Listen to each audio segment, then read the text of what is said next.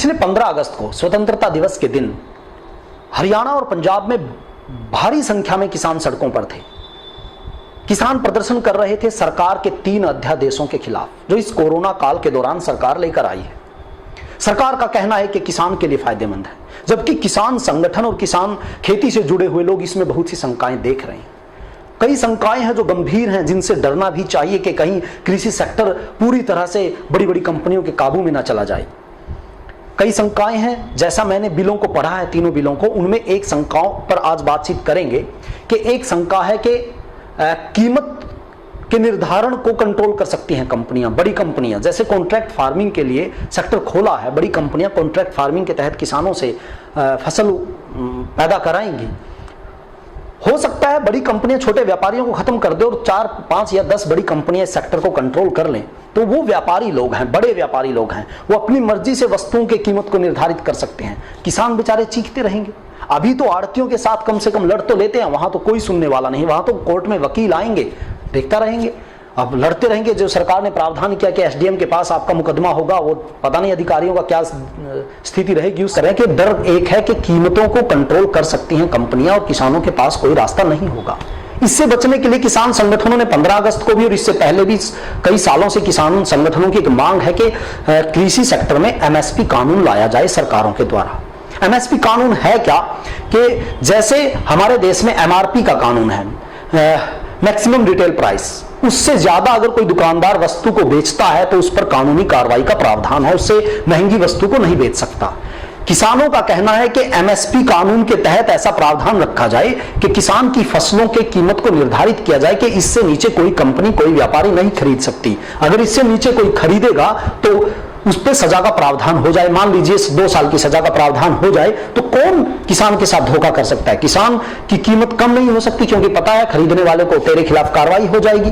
तो इस डर से किसान की फसल सस्ती ना बिके, ये डर खत्म हो जाएगा और एमएसपी कानून किसान के लिए एक रामबाण का काम करेगा उसके जीवन को ऊंचा उठाने के लिए। तो ये इस मांग को लेकर किसान लगातार आवाज उठाते रहे हैं। इसी के तहत अगली कड़ी में हरियाणा विधानसभा का 26 अगस्त को सत्र शुरू हो रहा है, मानसून सत्र।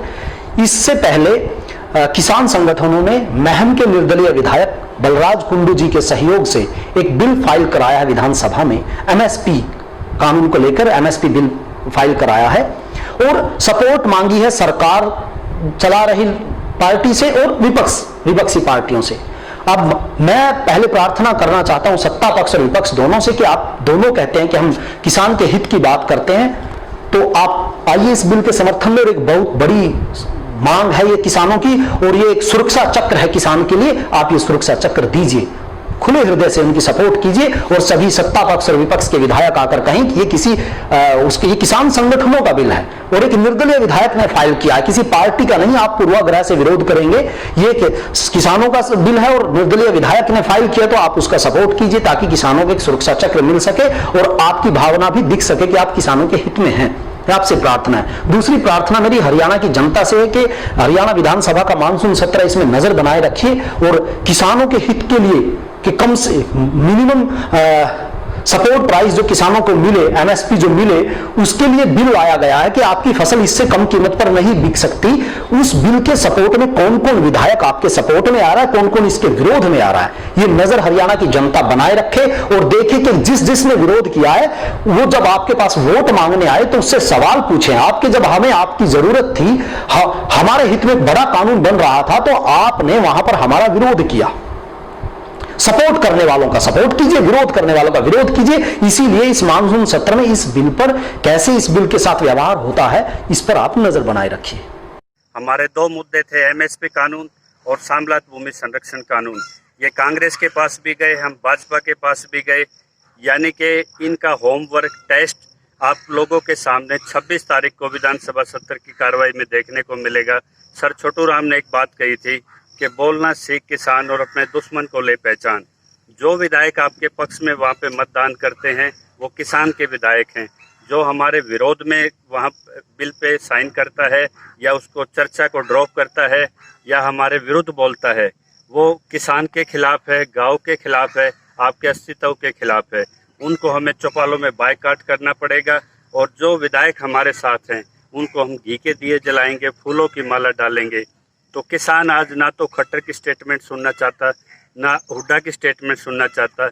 वो चाहता है कि किसान के पास एक अधिकार हो, जो फसल खरीद के लिए जो 3 काले अध्यादेश हैं, इनका एंटीडोट सिर्फ एक बचाव हमारे ये एमएसपी कानून हो जाता है। जब मंडी से बाहर खरीद के लिए भी कानून होगा और सीएपीसी निर्धारित समर्थन मूल्य से नीचे खरीद होने पर खरीदार की सजा हो जाएगी, उसका लाइसेंस कैंसिल हो जाएगा। जब ये कानूनी रूप से बाध्यकारी होगा, किसान जो कृषि प्रदेश है, इसमें किसान का मुद्दा एक बार चेहरों की राजनीति के ऊपर अपनी विजय पाएगा। जय किसान।